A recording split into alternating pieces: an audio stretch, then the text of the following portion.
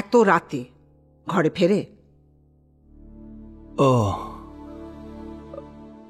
আপনারা বিরক্ত হয়েছেন?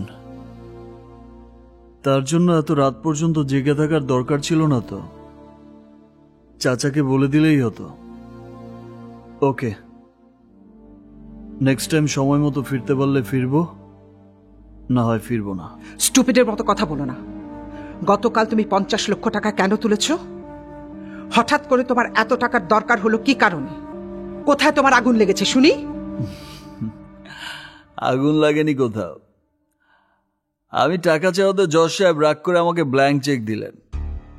আমিও ভাবলাম প্রতিদিন টাকা চাওয়ার চাইতে একবারে কিছু টাকা তুলে রাখাই ভালো।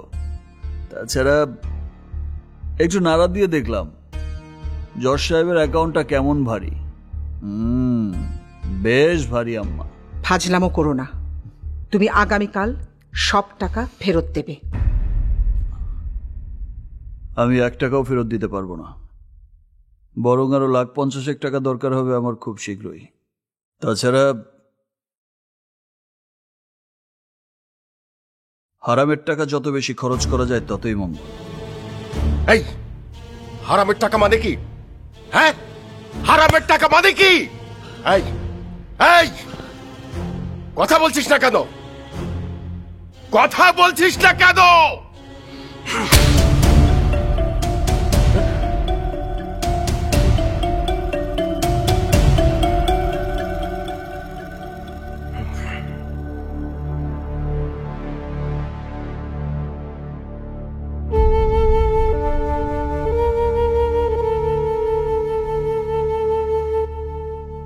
তোর চতুর্মুখী অধঃপতন দেখে মনে হয় তোকে আতুর ঘরে বিষ খাইয়ে মেরে ফেললেই ভালো হতো। লক্ষ লক্ষ টাকা খরচ করে তোকে পড়ালেখা শিখিয়েছি, বিদেশ থেকে ব্যারিস্টারি পড়িয়ে এনেছি এই দৃশ্য দেখার জন্য।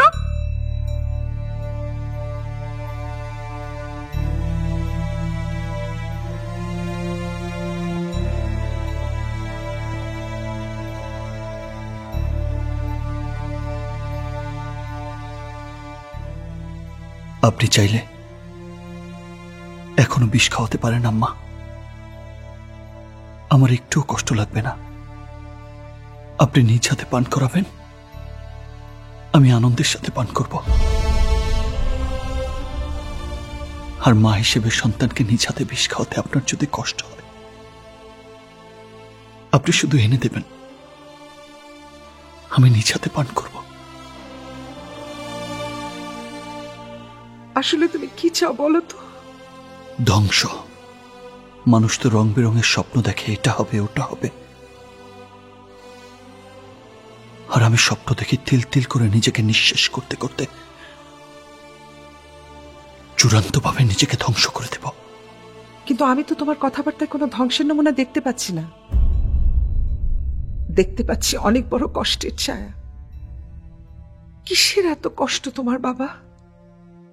তোমার জীবনে তো আমরা কোনো কষ্ট রাখিনি, বরং অনেক যত্ন করে তোমাকে বড় করেছি, অসীম যত্নে। জি আম্মা, অসীম যত্ন করেছেন, কিন্তু কিন্তু সেই যত্নই এখন আমার সারা শরীরে কাটার মতো ফুটছে।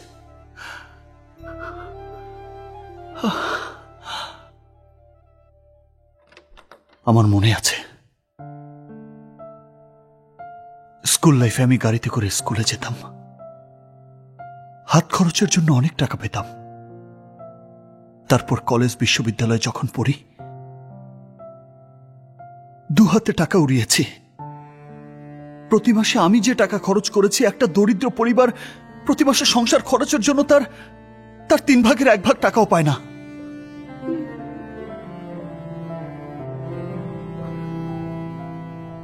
আম্মা, আম্মা, আপনি কি বলতে পারবেন প্রতি মাসে এই সংসারের খরচ কত? পারবেন না। হিসেব করে দেখার দরকার হয়নি কখনো। জলের মতো টাকা আসছে, জলের মতো খরচ করছে। কিন্তু আমি হিসাব করে দেখেছি,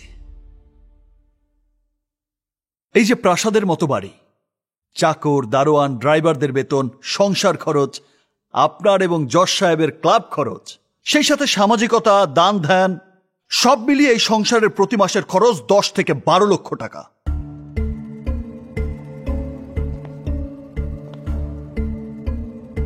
কত টাকা বেতন পান আপনার স্বামী? বলুন, কত টাকা বেতন পান আপনার স্বামী? 1 লাখ, 1.5 লাখ? বাকি টাকা কোত্থেকে আসে? বলুন, বাকি টাকা কোত্থেকে আসে?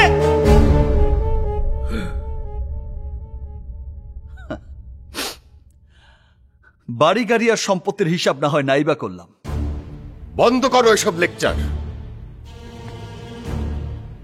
এর থেকে ভালো লেকচার আমি জানি। আমার লেকচার শুনলে তুমি আকাশ থেকে টপ করে মাটিতে পড়ে যাবে। রাত জেগে তোমার সব নাটক শোনার সময় আমার নেই। দাঁড়ান মিস্টার জাজ, দাঁড়ান।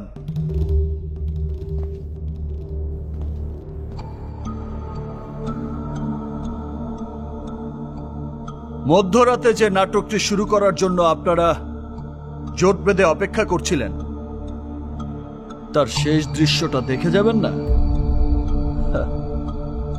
লেকচার আপনি ভালোই জানেন, সেটা সর্বজন বিদিত।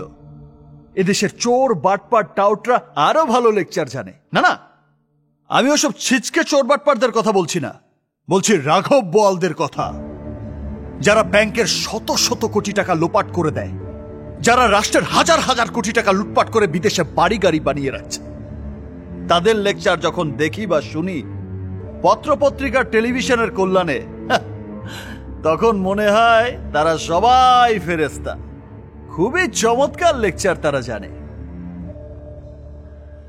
কিন্তু আমি যেটা বলছি,